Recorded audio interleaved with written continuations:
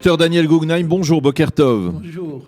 Merci d'être fidèle au poste comme chaque mercredi pour nous parler, on va dire, entre autres, des répercussions, des répercussions économiques, on va dire, de la crise actuelle, de cette seconde vague du coronavirus que l'on a du mal à maîtriser du côté des autorités israéliennes. Alors, on le sait, depuis hier soir, il y a une quarantaine de villes israéliennes qui sont sous couvre-feu, nocturne, on va dire.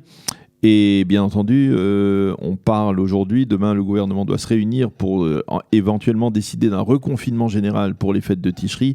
Alors bien entendu, tout cela risque de coûter de l'argent, coûter cher même à l'économie israélienne. Est-ce qu'il est possible de faire des estimations de ces mesures ? Oui.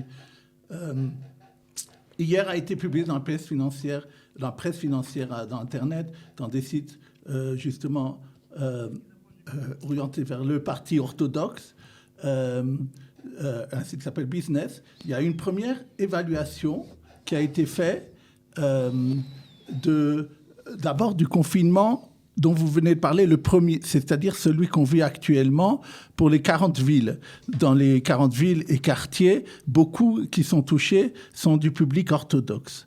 Maintenant, qu'est-ce qu'il a été décidé qui a une répercussion directe, point de vue économique? À partir de 7 heures du soir, les magasins doivent être fermés. À part les magasins de première nécessité, tout le reste des magasins doivent être fermés. Ceux qui connaissent un peu, ou ont une fois été un peu avant les fêtes de Tishri, dans la ville de Bnei Brak ou dans les quartiers orthodoxes, se rendent compte qu'à partir de 7 heures du soir... C'est à ce moment-là que la ville bouille. Beaucoup de magasins sont ouverts, la plupart, parce que les gens sont en journée dans leur étude, dans leurs différentes occupations, et c'est le soir qu'ils peuvent faire leurs courses pour les fêtes. Et c'est à ce moment-là, d'ailleurs, ils prennent leurs enfants, ils achètent des vêtements et des choses comme ça. Maintenant... en dehors de ça, qu'est-ce qui se passe? Lorsque vous allez acheter et aller en ville faire du shopping pour acheter ce qu'il faut pour les fêtes, vous allez en même temps consommer une pizza. Bien vous sûr. allez manger une glace. Et vous allez, avec la famille, peut-être vous asseoir quelque part. Ces magasins-là vont être aussi immédiatement répercutés sur leur chiffre d'affaires, puisqu'il n'y aura pas, puisque c'est fermé à ce moment-là. Alors, il parle d'abord, point de vue de chiffres, 50% des affaires dans les villes comme ça se font pendant cette période-là, après 7 heures du soir, justement maintenant, où on commence à être fermé. Et où ils sont fermés, et certains d'ailleurs ouvrent à ce moment-là, des fois pendant la période des fêtes. Donc c'est un problème qu'apparemment, il y aura 50% directement des chiffres d'affaires et autres qu'on vient de parler qui pourraient être touchés par ça. Maintenant, moi, ce que j'ai pensé, la chose suivante, ça c'est la première, c'est des chiffres, et c'est ce qui peut arriver.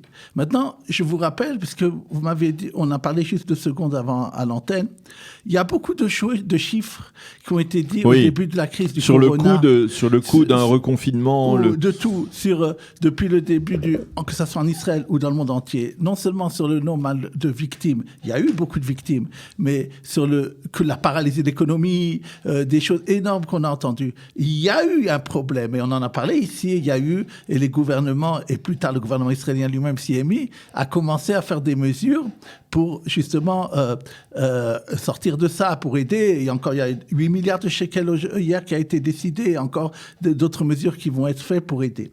Maintenant, je mets en garde tous ceux qui sont des prévisionnistes à ces choses-là. Il y a, et c'est sûr, que directement pour ces commerces dont on vient de parler, parce qu'il y a une situation dont je viens de décrire, il y a un problème économique. Oui. Maintenant, j'ai pensé que les gens, sachant qu'après 7 heures du soir, ça sera fermé, ils iront avant cette fois-ci. Peut-être. C'est-à-dire que les gens... Les pertes sont moindres. Ce n'est pas comme... Alors maintenant, je parlais d'un deuxième sujet, le confinement total, dont on ne sait pas exactement encore, puisque vous avez dit que c'est que demain qu'on saura, on parle de 3 semaines, du 17 septembre, je crois, au 10 octobre, quelque chose comme ça. Encore une fois, ce ne sera pas le confinement total de ce qu'on a eu à Pessah, apparemment. Mais il y a eu des premières évaluations qui ont eu lieu sur ces 3 semaines-là, de chiffres qui ont été annoncés. On a parlé de 13 milliards de shekels en tout. Et pour les secteurs les plus touchés, tourisme et compagnie, intérieur même, jusqu'à maintenant qui avait commencé à se relever, on parle de 70% de pertes et de 5 milliards de shekels directement sur les secteurs les plus touchés. Maintenant, encore une fois, ce sont des premières évaluations et on a eu c'est très difficile d'évaluer. On a eu pour l'instant des surprises, aussi au niveau des scénarios pessimistes et au niveau de la croissance. J'ai lu que Israël est parmi tous les pays de l'OCDE qui se comparent à eux, qui, pendant cette période dont je parle maintenant, a la meilleure croissance par rapport à tous les autres pays. Donc, ça veut dire, il y a, je pense, ça dépend peut-être du miracle. C'est-à-dire la croissance, elle existe toujours. Elle existe. Alors, là, il y a une baisse il y a une baisse par rapport à ce qu'il y a eu avant, mais ça a été moins que ce qu'on aurait pensé Alors, je ne sais pas si je vais vous poser une colle, mais parce qu'on n'avait pas prévu d'en parler, mais j'ai entendu une information selon laquelle, au ministère des Finances, on pourrait envisager de baisser la TVA de 17% à 12%. Justement pour encourager à la consommation, pour encourager les gens, puisque les produits sont moins chers. Est-ce que d'abord, c'est véritablement un produit qui encourage la croissance et est-ce que c'est quelque chose de raisonnable? Parce que j'entends aussi de l'autre côté que ça va baisser de manière drastique le montant des impôts qui vont rentrer dans les caisses de l'État, qui sont déjà pas tellement fournis aujourd'hui. Oui, j'ai entendu effectivement parler de ça hier par la directrice des finances, la chef maintenant de la PDG du ministère des Finances, qui a remplacé Méridor. Et elle a dit que cette mesure-là, préconisée par le conseiller économique de Netanyahou, coûte très, très cher à l'État. En vérité, je crois qu'elle a raison. La TVA est un impôt indolore. Une grande partie des impôts, on ne sait pas, des ressources de l'État en Israël sont la TVA. Et les gens ne savent pas combien, c'est des sommes énormes que l'État perçoit de cette façon-là. Sans qu'on le ressente vraiment. Sans qu'on le ressente vraiment, parce que si on n'avait pas la TVA, on serait à 80-90%.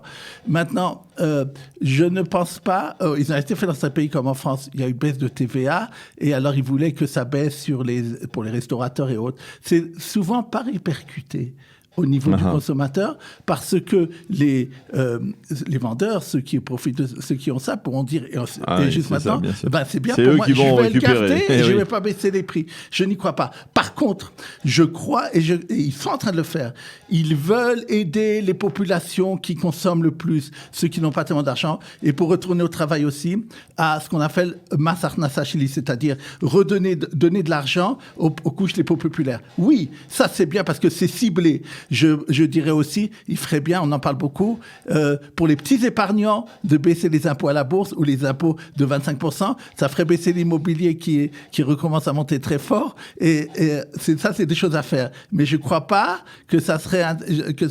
Ou bien faire ce qu'on appelle aussi une TVA différenciée, mais en Israël, dès que c'est un peu compliqué, les impôts, ça les fatigue. Alors, je pense que c'est pour ça qu'ils ne le font pas. Une dernière chose que je voudrais dire, pour ne pas oublier à ce sujet, puisqu'on a parlé de ce qu'elle a parlé hier, le ministère des Finances a annoncé hier qu'il reculait pour l'instant et il ne va pas faire les coupes qu'il pensait sur les salaires des employés dans la fonction publique. Il a eu peur, on en a parlé la semaine dernière, il a eu peur de ce que j'ai dit la semaine dernière sûrement, et d'autres, là, il s'en doute aussi. Il s'est dit, ça va déjà tellement mal, pour l'instant, je veux négocier. C'est évident, ça me paraissait loufoque de faire des choses pareilles. Alors, on va parler d'une institution dont on a beaucoup parlé déjà, c'est le Bitoire Leumi. Alors, le Bitoire Leumi, c'est un peu aujourd'hui l'accusé numéro 1 dans la crise. Il y a beaucoup de gens, en particulier chez les indépendants, qui ont du mal, qui ruminent leur colère, on va dire, face au Bitoire Leumi, parce que chaque année, ils collectent, enfin depuis le début, il collecte des sommes importantes pour le Bitoire Leumi. Et concrètement, quand on est en période de crise, eh bien, ils s'attendaient à pouvoir recevoir quelque chose du Bitoire Leumi et ils ne reçoivent rien. Alors, il y a beaucoup de plaintes qui ont été dirigées vers le Bitoire Leumi, contre le Bitoire Leumi, pendant cette période de Corona. Expliquez-nous le volume de ces plaintes. Oui. Hier, le Mevaker Avina, c'est-à-dire celui qui est, on dirait, la Cour des comptes en français, le contrôleur de l'État, a, dans son chapeau qu'il a de défendre le public au niveau des plaintes, a publié son rapport sur le Bitoire Leumi, justement assurances sociales pendant la période du corona. Il savait que j'en parlerais aujourd'hui, alors il s'est dit, je vais lui donner un bon sujet. Maintenant, il faut dire, et je l'ai dit depuis le départ, la façon dont l'État a voulu résoudre les problèmes, c'est prendre l'argent au bitoire Lomi, puisqu'il y avait là-bas de l'argent plutôt que sans budget de l'État. Et bien sûr, à cause de ça, il y a beaucoup de plaintes et de demandes qui ont été faites au bitoire Lomi plus que d'habitude, 5 fois plus que d'habitude. 1 million de personnes se sont adressées au bitoire Lomi pour des demandes pendant cette période de corona. D'habitude, c'est 200 000 personnes qui sont en rapport avec le bitoire Lomi pour demander des choses. Là, il s'agit de 1 million de personnes. Les plaintes ont augmenté de 50%. 5 000 plaintes ont été déposées. Et ce qui est important, et souligné par justement le contrôleur de l'État, a été que 80% des plaintes étaient justifiées. C'est 50% de plus que d'habitude. Et donc, il a dit que ça sert de se plaindre. Je voudrais donner quelques petits exemples ici, parce que ça concerne tout le monde, ils ont dit, on a réussi, nous, à intervenir pour faire changer les choses. Quelqu'un qui était acteur, et qui donc n'avait pas de salaire, était considéré comme indépendant. Mais il a dit non, alors dans ce cas-là, je ne reçois rien. Ça concernait tous les acteurs. Grâce à ça, ils ont reçu ce qu'on appelle le Maftala, enfin le Khelat et tout ça. Donc ça, c'était bien. Quelqu'un qui était d'Éthiopie, qui était ici en Israël, elle allait mourir. Elle a dit, je veux que mes parents ou ma famille qui habite encore en Éthiopie puissent venir en Israël me voir avant que je meure. Ils ont fait ça et elle est venue. C'est le Mevakar Amdina qui est intervenu pour que ça se fasse. Des vieillards qui disaient on n'a pas quoi manger, ils sont intervenus, on leur a donné de quoi manger. Mais je comprends pas pourquoi c'est le contrôleur qui s'occupe de ça. Ça aussi, je me suis demandé, mais ça a été une des choses, apparemment pour des populations très défavorisées. Une chose très, très importante. Il y a un robot digital au bitoire Lomi qui efface les chômeurs qui doivent recevoir de l'argent. Et ils se sont rendus compte que ça ne suffisait pas le digital, il fallait... Ça veut dire qu'il efface. Il y a un robot, il y a beaucoup de chômeurs, d'accord? Et ça se passe apparemment par un robot, ça veut dire une tourna, une programmation dans l'ordinateur. Et alors lui, il décidait tout seul, apparemment il y a eu un problème arbitrairement de rayer beaucoup de gens qui avaient droit au chômage. Et alors, il y a eu des plaintes. Il dit, moi, je suis au chômage, pourquoi je ne reçois pas? Ils se sont rendus compte que c'était la faute du robot digital. Oh là là. Alors, donc, ils sont intervenus et ils ont réussi à faire changer ça. Alors, ça, c'est important. Je voudrais qu'on termine peut-être. Alors, nous avons encore 2 sujets. Je ne sais pas si on aura le temps de les faire parce que Eliana est de retour, vous le savez. Oui. Alors, on va peut-être dire un mot sur les publics, puisqu'on va rester dans le corona, puisque ça nous concerne à tous. Publication, les chiffres. Combien y a-t-il d'amendes? Effectivement, j'ai entendu parler de plusieurs centaines de millions de shekels d'amendes collectées. 200 000 amendes, c'est cela? Quelque chose comme ça pour infraction, on va dire, aux mesures restrictives du corona. Oui, n'effrayez pas les auditeurs. 208 000 amendes données pendant 1000 par jour en moyenne. 100 millions, c'est la somme totale que les gens auraient dû faire. Un quart des gens seulement ont payé parce qu'ils croient... 100 millions, c'est 100 millions de shekels qui auraient dû être... qui ont dit, voilà, on veut recevoir. Voilà qui a été le chiffre entier des amendes, mais c'est pas ce qui a été perçu. Il y a perçu que 48 millions. Les gens n'ont pas peur apparemment de payer 50% en plus s'ils ne payent pas. Et donc, c'est un problème. Et... ils disent on peut rappeler là une amende moyenne par exemple 500 shekels pour le port du masque, c'est celle qui a été le plus distribuée. Maintenant, je ferai déjà une phrase parce que c'est très important, ça concerne surtout beaucoup les Olim et les gens de France. La Banque Leumi a été condamnée cette semaine à payer par le tribunal, à payer à tous ses clients. De quoi il s'agissait? Des clients qui recevaient des devises en Banque Leumi, mais qui n'avait pas ouvert un compte en devise.